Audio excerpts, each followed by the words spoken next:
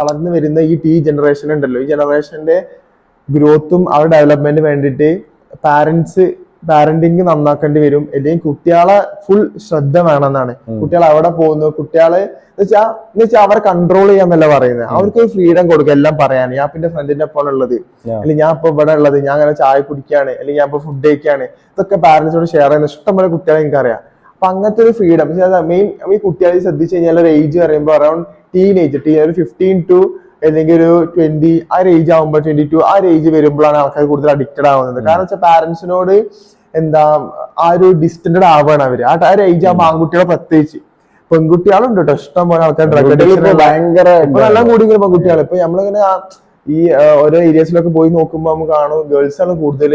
നമുക്ക് അറിയില്ല, കാണുമ്പോ നല്ലൊരു കുട്ടി, നല്ലൊരു ഇത്.